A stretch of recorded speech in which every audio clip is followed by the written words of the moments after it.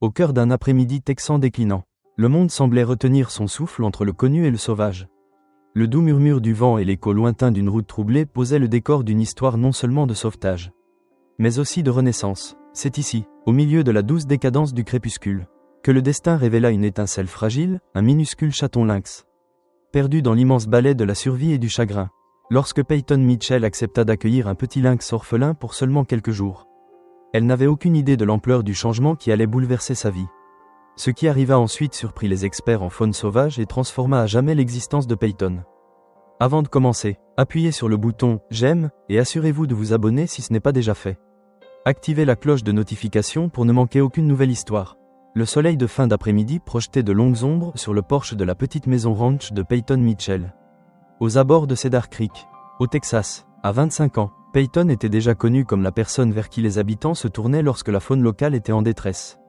Sa maison modeste s'étendait sur 3 hectares de terrain, bordée par une forêt dense, créant une frontière entre la civilisation et les créatures sauvages qu'elle aimait depuis l'enfance. Peyton venait de rentrer de son service à la clinique vétérinaire locale, où elle travaillait comme technicienne, lorsque son téléphone vibra. Le nom, Mitch, s'afficha à l'écran. Mitchell Harrison était un garde-chasse et un ami de longue date de la famille, qui connaissait la sensibilité de Peyton pour les animaux en détresse. « Salut, Mitch, quoi de neuf ?» Peyton coinça son téléphone entre son oreille et son épaule en délaçant ses bottes de travail. « Peyton, j'ai besoin de ton aide. » La voix de Mitch était tendue d'urgence. « On a un problème avec un chaton lynx. Sa mère a été percutée sur la route départementale 27 ce matin. Elle n'a pas survécu. » Le cœur de Peyton se serra. « Et le petit ? C'est pour ça que je t'appelle. On l'a trouvé caché dans les buissons à proximité. Il est minuscule, probablement âgé de seulement quelques semaines. Le centre de sauvetage d'Austin est débordé avec l'afflux du printemps. Ils ne pourront pas le prendre avant la semaine prochaine ou plus tôt. » Peyton jeta un coup d'œil à son calendrier accroché au mur. « Nous étions seulement mardi. Il ne survivra pas seul aussi longtemps. » « Peyton, je déteste te demander ça, mais tu es la seule personne que je connaisse qui ait les compétences pour le maintenir en vie jusqu'à ce qu'une place se libère. » Un silence s'installa entre eux alors que Peyton pesait les conséquences. Prendre en charge un lynx sauvage, même un bébé, était bien différent des lapins blessés et des écureuils qu'elle avait réhabilités par le passé. C'était aussi techniquement illégal sans les permis appropriés, bien que les soins d'urgence temporaires entrent parfois dans une zone grise que Mitch était prêt à gérer. « Je ne suis pas autorisé pour les grands félins. Mitch, tu le sais. » Peyton passa ses doigts dans ses cheveux auburn. Un geste qu'elle faisait toujours lorsqu'elle réfléchissait intensément. « Je sais, mais c'est un placement d'urgence, juste jusqu'à lundi. J'ai déjà fait jouer quelques contacts au centre. Ils le prendront à ce moment-là. » Sans poser de questions, Mitch marqua une pause. Sinon, ses chances sont minces. L'idée de cette petite créature, seule et effrayée, prit la décision à la place de Peyton. « Amène-le, je ferai ce que je peux. » 2 heures plus tard, le pick-up de Mitch, couvert de boue, roula sur l'allée en gravier de Peyton. Il en descendit en portant une petite caisse de transport recouverte d'une serviette. Avant même qu'il n'atteigne le perron, Peyton entendit les miaulements affolés provenant de l'intérieur. « Il est complètement terrorisé, » dit Mitch, son visage buriné marqué d'inquiétude. « Il n'a rien mangé depuis qu'on l'a trouvé, du moins à ce qu'on peut en dire. » Peyton le guida à l'intérieur de la maison et fit de la place dans la buanderie, un petit espace fermé qu'elle avait aménagé pour la réhabilitation d'animaux. C'était un endroit chaud, calme, et séparé en toute sécurité du reste de la maison. « Faisons-lui voir la lumière du jour, » dit-elle d'une voix basse et apaisante. Mitch posa délicatement la caisse sur le sol et souleva lentement la serviette. À l'intérieur, recroquevillé dans un coin, se trouvait l'un des plus petits chatons de lynx que Peyton ait jamais vu. Son pelage tacheté de fauve était moucheté de noir, et ses oreilles, surmontées de plumets noirs trop grands pour sa petite tête, tremblaient légèrement. 2 grands yeux jaunes, remplis de terreur, les fixaient. « Oh !» souffla Peyton, le cœur serré. « Il est minuscule. À peu près 3 semaines. D'après notre estimation, » confirma Mitch. « Bien trop jeune pour être sans sa mère. J'ai du lait maternisé spécial dans le pick-up, recommandé par le vétérinaire spécialisé en faune sauvage. » Pendant que Mitch retournait chercher les fournitures, Peyton observa le petit félin apeuré. Contrairement au chat domestique, même à cet âge, il y avait dans ses yeux quelque chose d'indéniablement sauvage, une méfiance instinctive transmise par des générations de survie. « Salut, petit », murmura-t-elle, « je sais que tu as peur. Tout est différent, et rien n'a de sens en ce moment. Mais je te promets que je vais t'aider. » Le chaton répondit par un sifflement, dévoilant de minuscules dents dans une tentative de menace qui aurait été redoutable. S'il n'avait pas été si petit et si fragile. Mitch revint avec un sac rempli de fournitures, lait maternisé spécialisé, biberon, coussin chauffant et un document officiel. « J'ai préparé une autorisation de soins d'urgence. expliqua-t-il en lui tendant un papier à en-tête du Texas Parks and Wildlife Department. Ce n'est pas un permis de réhabilitation à part entière, mais ça te couvre légalement jusqu'à lundi. Après ça, il devra être transféré au centre.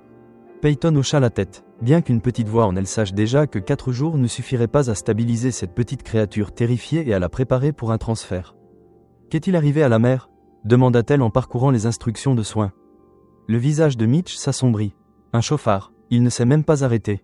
Un éleveur l'a trouvé et a appelé les secours. Soupira-t-il. Elle était en parfaite santé. Elle aurait élevé ses petits sans problème si les gens prenaient juste le temps de ralentir sur ces routes de campagne. Après avoir passé en revue les instructions de nourrissage et répondu aux questions de Peyton, Mitch se prépara à partir. À la porte, il s'arrêta un instant. Ce que tu fais est une belle chose. Peyton, peu de gens accepteraient une telle responsabilité. Elle haussa les épaules. Je ne pourrais pas vivre avec moi-même si je n'essayais pas. Après le départ de Mitch, Peyton retourna à la buanderie et s'assit en tailleur sur le sol, près de la caisse, laissant de l'espace au chaton tout en lui permettant de s'habituer à sa présence. Elle devrait bientôt le nourrir. Mais avant tout, il devait se calmer. Je crois que je vais t'appeler Jack, dit-elle doucement. Comme mon grand-père, il était têtu lui aussi, mais avait un grand cœur sous sa carapace. Le chaton, Jack, la fixa sans ciller, son petit corps tremblant. C'est juste toi et moi. Maintenant, Jack, continua Peyton, et on va s'en sortir ensemble. Cette première nuit fut l'une des plus difficiles que Peyton ait jamais vécues en toutes ces années de réhabilitation de la faune sauvage. Jack refusait de manger, tournant la tête pour éviter le biberon et recrachant les quelques gouttes de lait maternisé qu'elle parvenait à lui faire avaler. À minuit, Peyton luttait contre les larmes de frustration et d'inquiétude. « S'il te plaît, Jack » supplia-t-elle en essayant encore une fois de l'inciter à prendre le biberon. « Tu dois manger pour survivre. » Comme s'il ressentait son désespoir, Jack finit par agripper la tétine et commença à téter faiblement. Peyton faillit pleurer de soulagement. « C'est bien, bon garçon », l'encouragea-t-elle, observant avec espoir alors qu'il avalait quelques millilitres de la précieuse formule. Ce n'était pas grand-chose, mais c'était un début. Après l'avoir nourri, elle le nettoya doucement avec un chiffon tiède et humide, imitant la façon dont sa mère l'aurait toiletté. Il se laissa faire avec une patience surprenante, ses yeux s'alourdissant de sommeil. Peyton avait installé un petit enclos avec un coussin chauffant recouvert de couverture douce. Elle y déposa Jack, et il s'y roula immédiatement en boule, son dos tacheté se soulevant et s'abaissant à chaque respiration. « Dors bien, petit sauvageon », murmura-t-elle en baissant les lumières avant de se retirer dans sa chambre, où elle régla son réveil pour la prochaine tétée dans 4 heures. Dans le silence obscur de sa chambre, Peyton laissa le doute s'immiscer en elle. Était-elle vraiment capable de sauver cette créature sauvage ? Et si elle lui faisait plus de mal que de bien ? La responsabilité pesait lourdement sur ses épaules. Mais l'alternative, laisser Jack mourir sans tenter de l'aider, était impensable. Les jours suivants s'enchaînèrent dans une routine épuisante. Toutes les 4 heures, Peyton préparait le lait maternisé de Jack, le réchauffait à la température exacte et tentait de le nourrir. Chaque repas était une bataille de volonté, l'indépendance farouche de Jack contre la douce persistance de Peyton. Le vendredi matin, Peyton fonctionnait avec un minimum de sommeil, mais Jack montrait des signes d'amélioration. Il buvait plus à chaque tétée et avait même utilisé la petite litière qu'elle avait installée. Guidé par son instinct sauvage, Peyton appela son travail pour prévenir qu'elle ne viendrait pas. Incapable de laisser Jack seul pendant son service de 8 heures. Son superviseur, le docteur Landon, compréhensif mais inquiet, ne tarda pas à lui poser des questions. « Tu t'occupes de quoi ?» demanda-t-il lorsqu'elle lui expliqua la situation. « D'un bébé lynx, juste jusqu'à lundi », assura-t-elle, bien qu'elle commençât elle-même à douter du délai. Jack était encore si fragile. « Peyton », soupira le docteur Landon, « sois prudente, les animaux sauvages, même bébés, ne sont pas des chats domestiques. Ils nécessitent des soins spécialisés. » Je sais, Mitch m'a apporté tout le matériel et les instructions. Je suis aussi en contact avec le centre de réhabilitation. Après l'appel, Peyton alla vérifier Jack et le trouva réveillé, la fixant de ses yeux jaunes perçants. Pour la première fois, il ne se recula pas au fond de l'enclos lorsqu'elle s'approcha. « Eh bien, bonjour toi, » dit-elle en souriant. « Tu te sens un peu plus courageux aujourd'hui ?» À sa surprise, Jack se leva sur ses pattes tremblantes et fit un pas hésitant vers elle. Il était encore faible, mais cette petite démonstration de curiosité était encourageante. « C'est bien, » l'encouragea-t-elle, « il n'y a rien à craindre. » Elle tendit lentement la main, paume vers le bas, lui laissant le temps de capter son odeur. Jack allongea le cou, son petit nez rose frémissant tandis qu'il reniflait ses doigts. Puis, aussi rapide qu'un éclair, il recula dans son nid de couverture. Mais c'était tout de même un progrès. Tout au long du week-end, Jack gagnait en force jour après jour. Dimanche, il buvait son lait avec enthousiasme et avait commencé à explorer son enclos avec une confiance grandissante. Ses mouvements devenaient plus coordonnés, sa personnalité plus marquée. Malgré sa petite taille, il dégageait une force indéniable qui imposait le respect. Peyton se surprit à être fasciné par sa beauté sauvage, la façon dont ses oreilles pivotaient pour capter le moindre son. La précision avec laquelle ses yeux traquaient le moindre mouvement. Le motif délicat de ses taches qui, un jour, lui permettrait de se fondre dans l'ombre des forêts. Dimanche soir, Mitch appela pour confirmer le transfert prévu le lendemain. Le centre a une place prête pour lui, dit-il. Je passe vous chercher tous les deux vers 9h. C'est bien, répondit Peyton, tentant d'ignorer la soudaine pointe de tristesse qui lui serra la poitrine. Il va beaucoup mieux, il prend bien son lait, il est plus actif. On dirait que tu t'es attaché, observa Mitch d'un ton doux mais perspicace. Je suis juste contente qu'il aille bien, éluda Peyton. Il mérite une vraie vie de lynx. Après avoir raccroché, Peyton alla voir Jack une dernière fois avant d'aller se coucher. À sa grande surprise, il l'attendait au bord de son enclos, assis bien droit, la queue enroulée autour de ses pattes. Lorsqu'elle s'agenouilla, il poussa un petit son aigu, pas vraiment un miaulement, mais une communication distincte. Je sais, lui murmura-t-elle. Demain est un grand jour. Tu vas aller dans un endroit où on t'aidera à grandir fort et sauvage. Comme tu es censé l'être. Jack inclina légèrement la tête, comme s'il écoutait, puis, dans un geste qui prit Peyton complètement au dépourvu, il leva une patte et la posa contre le grillage de l'enclos. Exactement en face de sa main. Ce simple geste, si subtil et pourtant si profond, lui fit monter les larmes aux yeux. En seulement 4 jours, cette créature sauvage s'était frayé un chemin dans son cœur d'une manière qu'elle n'aurait jamais imaginée. « Oh, Jack !» murmura-t-elle, « tu vas me manquer aussi. » Lundi matin apporta un rebondissement inattendu. Quand Peyton alla préparer le biberon de Jack, elle le trouva léthargique et amorphe. Toute son énergie envolée. Alarmée, elle appela immédiatement Mitch. « Quelque chose ne va pas avec Jack, » dit-elle, la panique perçant dans sa voix. « Il allait bien hier soir. Mais maintenant, il bouge à peine. Je ne pense pas qu'il puisse être transporté aujourd'hui. » 20 minutes plus tard, Mitch arriva accompagné du docteur Elena Vasquez, une vétérinaire spécialisée en faune sauvage qui collaborait parfois avec le département des parcs et de la faune. Dr Vasquez examina Jack avec attention, son expression devenant grave. « Il est déshydraté et sa température est basse, » dit-elle. « A-t-il mangé normalement ? » « Oui, jusqu'à ce matin, » expliqua Peyton avec anxiété. Il a pris son dernier biberon sans problème hier soir vers 11h. Après un examen approfondi, la Dr Vasquez administra des fluides par voie sous-cutanée et donna à Peyton des médicaments supplémentaires à mélanger avec la formule de Jack. Cela pourrait être du stress, ou il a peut-être attrapé une infection, expliqua-t-elle. Les jeunes animaux sauvages peuvent décliner très rapidement. Les 48 prochaines heures seront critiques. Donc, le transfert est reporté ? Demanda Peyton. Un mélange de soulagement et d'inquiétude dans la voix. La Dr Vasquez hocha la tête. Il n'est pas en état d'être déplacé. Je vais en parler avec le centre. Mais selon moi, il devrait rester ici sous vos soins jusqu'à ce qu'il se stabilise. Elle échangea un regard avec Mitch. Avec une autorisation d'urgence prolongée. Bien sûr. Mitch acquiesça gravement. Je m'occupe des papiers. Peyton, est-ce que ça te va de continuer à t'occuper de lui ? Cela risque d'être encore plus intensif. Bien sûr, répondit immédiatement Peyton. Tout ce dont Jack a besoin. Les 2 jours suivants furent une succession de soins ininterrompus. Peyton prit un congé d'urgence et consacra toute son énergie au rétablissement de Jack. Elle lui administra ses médicaments, s'assura qu'il restait hydraté et surveilla sa température avec obsession. Petit à petit, Jack commença à répondre au traitement. Le mercredi soir, il acceptait de nouveau de petites quantités de lait maternisé. Le jeudi matin, ses yeux avaient retrouvé un peu de leur éclat, suivant attentivement les mouvements de Peyton lorsqu'elle s'occupait de lui. La Dr Vasquez revint vendredi et se montra satisfaite des progrès de Jack. « C'est un battant », observa-t-elle en regardant Jack accepter un biberon entier des mains de Peyton. « Et il te fait confiance. C'est rare pour un lynx sauvage, même un jeune. Alors, que se passe-t-il maintenant ?» demanda Peyton en caressant doucement le dos de Jack alors qu'il s'endormait après son repas, chose qu'il acceptait désormais. La Dr Vasquez échangea un regard avec Mitch, qui l'avait accompagné. Le centre est toujours prêt à l'accueillir. Mais, elle hésita. « Mais quoi ?» insista Peyton. « Il y a eu des discussions, » expliqua Mitch avec précaution, vu le lien évident qui s'est formé et la manière dont il réagit à tes soins. Nous envisageons d'autres options. La Dr Vasquez hocha la tête. Normalement, nous plaidons toujours pour que la faune retourne à son habitat naturel.